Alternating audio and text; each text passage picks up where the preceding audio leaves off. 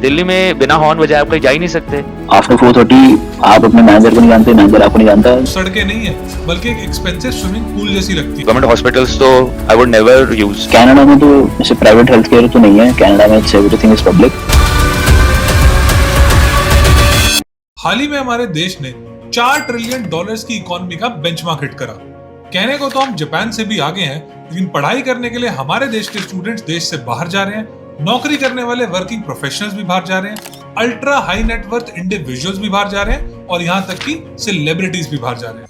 आजकल किसी ना किसी का कजन या दोस्त या तो ऑस्ट्रेलिया में स्टूडेंट वीजा पे जा रहा है या फिर कनाडा में पीआर बनता जा रहा है। तो अगर ऑन पेपर तो सब कुछ बढ़िया चल रहा है, हमारे देश की जीडीपी रिकॉर्ड तोड़ रही है, तो फिर एक्चुअली आखिर ऐसा हो क्यों रहा है? क्यों हर साल इतने सारे लोग हमारे देश को छोड़कर देश से बाहर जा रहे हैं? आज के इस वीडियो में हम बात करेंगे डेटा से लेके ग्राउंड रियलिटी तक, सोशल इन्फ्लुएंस से लेके सिस्टम के फ्लॉज तक, और सबसे इंपॉर्टेंट इस क्विट इंडिया 2.0 मूवमेंट का हमारे देश पे इम्पैक्ट।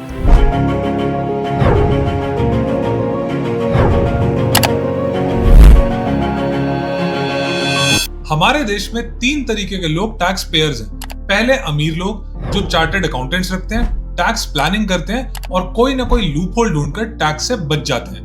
दूसरे वो लोग जो टैक्स ब्रैकेट में आते ही नहीं है। और तीसरे मिडिल क्लास सैलरी वाले लोग जो देश का सबसे ज्यादा टैक्स भरते हैं। और ये वो लोग हैं जिनकी सैलरी हाथ में आने से पहले ही एक मोटा हिस्सा सरकार के पास टैक्स की फॉर्म में चला जाता है और इसके बाद रोजमर्रा की जिंदगी में excise duty, GST, entertainment tax, property tax, petrol tax, toll tax, vehicle registration tax, मतलब किसी छोटी चीज से लेके बड़ी से बड़ी चीज तक हर चीज में टैक्स तो छुपा ही होता है। आप लोग पेट्रोल तो डलवाते ही होंगे। चलो दिल्ली का एक एग्जांपल लेते हैं। दिल्ली का फिलहाल पेट्रोल प्राइस है लगभग 95 रुपीज, जिसमें से लगभग 20 रुपए तो सरकार को एक्साइज ड्यूटी की फॉर्म में चला जाता है और फिर 16 रुपए अलग से वैट की फॉर्म में चला जाता है। मतलब टोटल पेट्रोल प्राइस में से लगभग 37% सिर्फ टैक्स में जाता है। इसके बाद अगर कहीं आप अपनी फैमिली के साथ किसी रेस्टोरेंट में खाना खाने जाओ तो वहां पर भी 5% से लेके 18% तक सरकार की जेब में टैक्स की फॉर्म में जाता है। मोबाइल रिचार्ज, ओटीटी सब्सक्रिप्शन, कोई इलेक्ट्रॉनिक सामान खरीदना, सब पे जीएसटी जाता है। अगर आप घर बना रहे हो तो स्टैंप ड्यूटी, रजिस्ट्रेशन टैक्स और इसके बाद बिल्डिंग मटेरियल्स पे इनडायरेक्ट टैक्सेस तो अलग। मारुति स्विफ्ट जैसी एक बेसिक गाड़ी को खरीदने में भी 1.5 लाख से ऊपर तक का टैक्स देना पड़ता है। और अगर मैं बड़ी गाड़ी जैसे फॉर्च्यूनर की बात करूं, इसमें तो लोग 20-20 लाख रुपए सिर्फ टैक्स में दे रहे हैं। देखो, टैक्स देने में कोई बुराई नहीं है, बल्कि हमें अपने टैक्सेस टाइम पर पे करने चाहिए। लेकिन प्रॉब्लम यह है, इतने हेवी टैक्सेस देने के बाद हमें एक्चुअली मिल क्या रहा है? इन टैक्सेस के बदले जो सर्विस मिल रही है, जरा इन्हें देखो। अगर हम हमारे देश की सड़कों की बात करें तो सड़कें नहीं है बल्कि एक एक्सपेंसिव स्विमिंग पूल जैसी लगती हैं। क्यों? क्योंकि हम रोड टैक्स भरते हैं, टोल टैक्स भरते हैं, फ्यूल टैक्स भरते हैं, लेकिन तब भी हर साल बारिश के बाद सड़कें स्विमिंग पूल बन जाती हैं। मॉनसून आया नहीं और मुंबई जैसे शहरों में 4-5 घंटे तो ट्रैफिक जाम होना ही है। और इन खराब सड़कों की वजह से हर साल गाड़ी की मेंटेनेंस का बिल तो बढ़ ही जाता है। हमारी सड़कों का हाल ये है कि 300 किलोमीटर का डिस्टेंस कवर करने में 5.5 घंटे लग जाते हैं, जैसे दिल्ली से चंडीगढ़। और वहीं अगर मैं कनाडा की बात करूं तो 400 किलोमीटर का डिस्टेंस कवर करने में सिर्फ 4 घंटे लगते हैं। और ये दिल्ली से चंडीगढ़ वाला स्क्रीनशॉट मैंने रात को लगभग 2 बजे लिया था, तो सोचो दिन में तो कितना ही टाइम लगेगा। हमारे देश के स्कूल्स की बात करें तो ज्यादातर पेरेंट्स अपने बच्चों की स्कूलिंग चूज करने के लिए सबसे पहले प्राइवेट स्कूल्स चूज करते हैं, सरकारी नहीं। क्यों? क्योंकि सरकारी स्कूल का हाल हमें पता ही है। इतना सारा टैक्स देने के बाद भी आज भी लोगों को अपने बच्चों को प्राइवेट स्कूल्स में डालना पड़ता है और इन प्राइवेट स्कूल की फीस बहुत ज्यादा होती है। साल का 1 लाख से लेके 2-2, 3-3 लाख तक तो स्कूल की फीसें भी होती हैं। और उसके बाद बुक्स, यूनिफॉर्म्स, ट्रांसपोर्ट और ट्यूशन क्लासेस का खर्चा अलग से। और वहीं अगर जर्मनी जैसी कंट्रीज की बात करें तो वहां पे स्कूल से लेके कॉलेज तक ऑलमोस्ट ना के बराबर फीस होती है। और सिर्फ उस देश के सिटीजन्स के लिए नहीं बल्कि इंटरनेशनल स्टूडेंट्स के लिए भी वो चीजें फ्री हैं। अब आप बोलोगे सरकारी स्कूल तो हमारे यहाँ भी है, बिल्कुल है, लेकिन उनकी कंडीशन ऐसी है कि हमारे स्कूल में कोई भी पेरेंट अपने बच्चे को सरकारी स्कूल में नहीं डालना चाहता, क्योंकि ना तो सरकारी स्कूल में टीचर्स आते हैं और उनका इंफ्रास्ट्रक्चर तो आज भी बहुत पुराना है। हमारे देश में ये हाल है कि अगर कोई सरकारी स्कूल से पढ़ा हो तो लोग उसे जज करते हैं। और इस रेस में हमारा हेल्थ केयर भी कहीं पीछे नहीं है। जीरोदा के फाउंडर नितिन कामत ने कहा था, most Indians are just 1 hospitalisation away from bankruptcy. और ये कोई अंडरस्टेटमेंट नहीं है, क्योंकि हमारे देश के स्कूल्स की तरह हमारे देश के हॉस्पिटल्स भी लोगों की पहली प्रेफरेंस नहीं होते। गवर्नमेंट हॉस्पिटल्स में जाओ तो या तो डॉक्टर्स की या फिर बेड्स की अवेलेबिलिटी हमेशा कम ही होती है, और इसी वजह से लोग प्राइवेट हॉस्पिटल्स जाते हैं और अलग से इंश्योरेंस प्रीमियम खरीदते हैं, और कुछ लोग तो इंश्योरेंस प्रीमियम अफोर्ड भी नहीं कर सकते। और वहीं अगर मैं कनाडा का एग्जांपल लूं तो हेल्थ केयर एकदम फ्री है। कनाडा में तो जैसे प्राइवेट हेल्थ केयर तो नहीं है, कनाडा में इट्स एवरीथिंग इज पब्लिक। तो but if you ask about services, सब सर्विसेज हैं इसकी और वो सारी फ्री हैं। They are billed through your health card जहाँ पे बनता है। It's basically some like if you are paying that much extra in taxes, so this is the thing that you are getting in return. अब इतना tax देने के बाद चलो हमारे स्कूल्स ठीक नहीं हो रहे, हमारे हॉस्पिटल्स ठीक नहीं हो रहे, लेकिन कम से कम पीने का पानी तो हम फ्रेश एक्सपेक्ट कर सकते हैं। लेकिन नहीं, उसके लिए भी लगभग हर घर में आपको आरओ तो मिल जाएगा, जिसकी इंस्टॉलेशन कॉस्ट के साथ साथ हर साल की मेंटेनेंस कॉस्ट अलग होती है। मतलब हम लोग टैक्स तो दे ही रहे हैं, लेकिन टैक्स देने के साथ साथ ये सारी सर्विसेज अलग से प्राइवेटली भी खरीदनी पड़ रही है। अगर मैं यूएस का एग्जांपल लूं तो वहां पे लोग सीधा टैप वाटर पी लेते हैं, लेकिन हमारे यहाँ पे शायद ही कुछ ऐसे शहर होंगे कि वहां पानी इतना क्लीन होगा कि हम सीधा टैप वाटर पी पाए। और पानी का ये सिचुएशन है कि हाँ, अब मेरे एरिया में ऐसा है कि पानी थोड़ा क्लीन आता है, टीडीएस उसका कम होता है, मैंने चेक करा है 150 होता है, बट इतना मैं ट्रस्ट नहीं कर सकता कि उसको स्ट्रेट अवे मैं पी लूं। एक प्यूरिफायर का एलिमेंट लगा के तो मेरे को करना ही पड़ता है। आप बिजली की हालत देखो, लोड शेडिंग, वोल्टेज फ्लक्चुएशंस, मतलब आज भी बिजली और साफ पानी जैसी बेसिक चीजों के लिए हमारा देश आज भी स्ट्रगल कर रहा है। हर चीज पे टैक्स देने के बाद भी बेसिक चीजें बाहर से प्राइवेटली खरीदनी पड़ रही है, फिर चाहे वो प्राइवेट स्कूल्स हो, प्राइवेट हॉस्पिटल्स हो, इन्वर्टर लगाना हो या फिर साफ पानी के लिए घर में आरओ इंस्टॉल करवाना हो। हर चीज प्राइवेटली अलग से लेनी पड़ती है, और ये फ्रस्ट्रेशन हर इंसान महीने की पहली तारीख को जरूर फील करता है। और फिर कुछ लोग ये सोचते हैं कि अगर हर चीज प्राइवेटली लेनी है तो मैं क्यों ना वहां सेटल हो जाऊं जहां एटलीस्ट मेरा पैसा तो वसूल हो।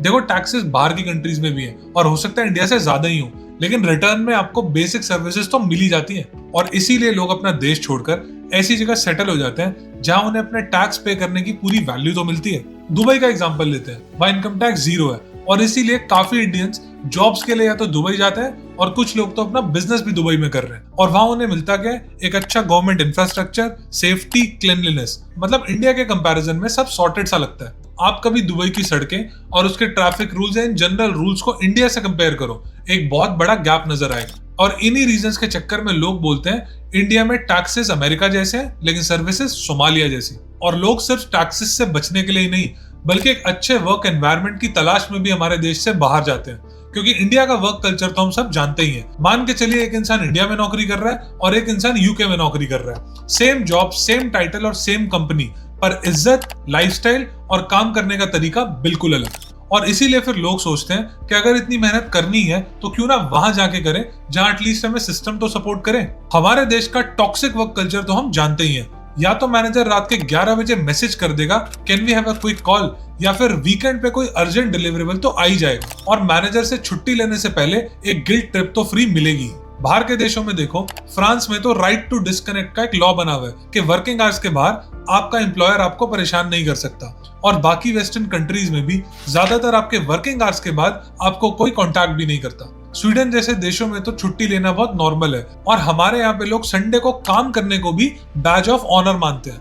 हमारे यहाँ वर्क लाइफ बैलेंस बस एचआर की स्लाइड्स तक ही होता है। यहाँ पे ऐसा है कि if you are working 8:30 to 4:30 shift, तो आफ्टर 4:30 आप अपने मैनेजर को नहीं जानते, मैनेजर आपको नहीं जानता, you get to do your own thing. यहाँ पे work life balance is a thing that they prioritise on. India के इस टॉक्सिक वर्क कल्चर पे मैंने एक डेडिकेटेड वीडियो बनाई है, इस वीडियो के एंड में पिन कर दूंगा, आप जरूर देखना। एक चीज और है जो मैंने नोटिस करा है कि बहुत कम एड्रेस किया जाता है, वो है बाहर के देशों की परचेजिंग पावर। आपने देखा होगा आपका कोई कजन या दोस्त 1-2 साल ही किसी बाहर की कंट्री जैसे ऑस्ट्रेलिया, कनाडा में जाके कोई अच्छी गाड़ी ले ली होगी। अब उस अच्छी गाड़ी का मतलब ये नहीं है कि वो दोस्त आपका बहुत ज्यादा अमीर हो गया है, उसका मतलब सिर्फ ये है कि उन देशों में ये चीजें अफोर्ड करना बहुत ही ज्यादा नॉर्मल है। एक नॉर्मल जॉब जो आप इंडिया में कर रहे हो, उसी सेम जॉब पे आप वहां पे एक अच्छी गाड़ी भी अफोर्ड कर सकते हो, और वो कोई अचीवमेंट नहीं है, वो बस एक बेसिक लाइफस्टाइल का पार्ट है।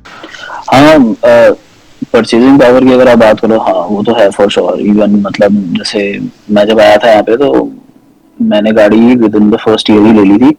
वो यहाँ पे ना ऐसा है कि गाड़ी या आईफोन, ये ना वो नहीं, मतलब इंडिया में it's like luxury thing. Like जैसे अगर आप आईफोन वगैरह ले रहे हो 1.5 लाख के हैं, तो ऑब्वियसली वो कोई मतलब नेसेसिटी नहीं है। इधर क्या है कि इधर अगर आप इलेक्ट्रॉनिक्स में देखो तो इतना कंपटीशन नहीं है, हायर एंड मॉडल्स ही आती हैं, तो वही है चॉइस आपके पास। और अगर आप गाड़ी वगैरह की बात करो, गाड़ी भी लेना मतलब कोई ऐसा नहीं है कि आप बहुत लाइक रिच उसमें आ गए या अपर मिडिल क्लास हो गए या पता नहीं बहुत ही आपकी लाइफ सेट है। ये बेनिफिट तो है कि आप if you are earning decent तो हाँ आप गाड़ी अफोर्ड कर सकते हो इजीली। देखो ये नंबर्स का खेल है और इसे कहते हैं परचेजिंग पावर का चक्कर।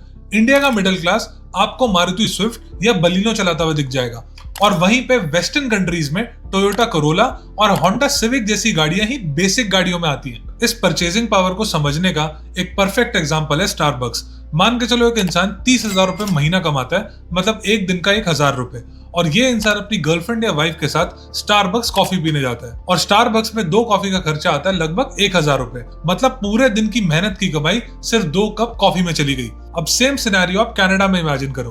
कनाडा में स्टारबक्स की सेम कॉफीज आती हैं लगभग $16 की, लेकिन बात यह है कि वहां पे मिनिमम वेज ही है $17 पर आवर। मतलब सिर्फ 1 घंटे की कमाई में कॉफी डेट हो गई और वो भी स्ट्रेस फ्री। जहां इंडिया में सेम कॉफी अफोर्ड करने के लिए पूरे 1 दिन की सैलरी चली गई। यह है परचेजिंग पावर का असली डिफरेंस। जहां इंडिया में स्टारबक्स की कॉफी पीना एक लग्जरी डेट बन जाता है और वहीं पे कनाडा जैसे देशों में ये एक मॉर्निंग रूटीन का हिस्सा है। इन सारे रीजंस के अलावा एक रीजन ऐसा भी है जिसकी वजह से हमारे देश के अमीर लोग भी हमारे देश को छोड़ने पे मजबूर हो जाते हैं, और यह है क्वालिटी ऑफ लाइफ। सुबह घर से ऑफिस निकलने से वापस घर आने तक एक चीज पूरे दिन कॉमन रहती है, वो है ट्रैफिक। हमारे देश में ट्रैफिक इतना बढ़ता जा रहा है कि एक आम इंसान ऑन एन एवरेज दिन का 1.5 घंटा तो सिर्फ ट्रैफिक में बताता है। और फिर आता है पॉल्यूशन, क्योंकि हमारे देश के ज्यादातर शहरों में AQI 300 से 500 तक रहता है। अक्टूबर से लेकर दिसंबर तक दिल्ली का हाल तो आप जानते ही हैं। दिल्ली पूरी गैस चेम्बर बन जाती है।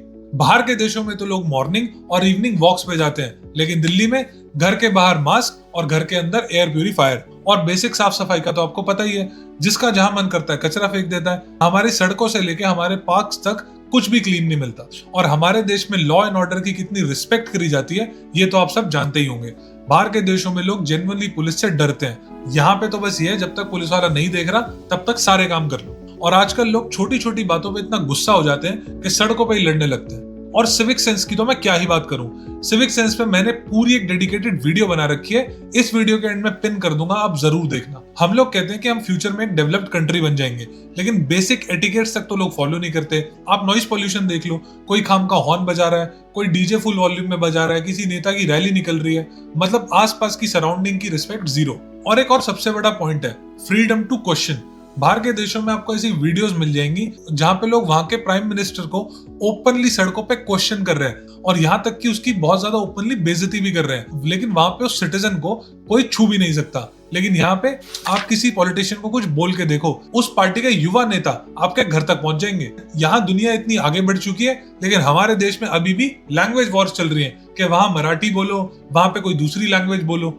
और ये सारी चीजें कलेक्टिवली हमारे देश के बहुत सारे लोगों को पुश कर रही है हमारे देश को छोड़ के बाहर जाने में। देखो इन सारे रीजंस के अलावा कुछ लोग सोशल इन्फ्लुएंस की वजह से भी बाहर जाते हैं। किसी का दोस्त दुबई में घूम रहा है, किसी का कजन ऑस्ट्रेलिया में पढ़ाई कर रहा है, कोई कनाडा की स्नोई स्ट्रीट्स पे टेस्ला ड्राइव कर रहा है, या फिर कोई यूके में वर्क लाइफ बैलेंस का मोटिवेशनल कोट इंस्टाग्राम पे चिपका रहा है। लोग सिर्फ फाइनल फोटोज देखते हैं, लेकिन इन लोगों के स्ट्रगल्स नहीं देखते, क्योंकि बाहर के देशों में जाना भले ही आसान हो, लेकिन वहां सर्वाइव करना हर किसी के बस की बात नहीं होती। फिर रिलेटिव्स का सोशल प्रेशर, पंजाब का एग्जांपल ले लो, अमृतसर, लुधियाना, जालंधर, यहाँ तो इंडिया से बाहर जाना एक स्टेटस सिंबल माना जाता है। अगर पड़ोस वाले का लड़का कनाडा चला गया तो अपने लड़के पे तो खामखाई एक प्रेशर बनने लगता है। मतलब इंडिया से बाहर जाना कुछ लोगों के लिए कंपटीशन बन गया। कुछ पेरेंट्स को लगता है कि अगर बेटा इंडिया से बाहर जाके पढ़ाई करेगा तो उनकी इज्जत बढ़ेगी। इंडिया में अगर कोई छोटा मोटा बिजनेस करे तो लोग बोलते हैं अरे बेटा क्या कर रहे हो, लेकिन वही सेम इंसान अगर दुबई या किसी और कंट्री जाके टैक्सी भी चलाएगा तो लोग सोचते हैं अरे वाह लड़का तो सेटल हो गया।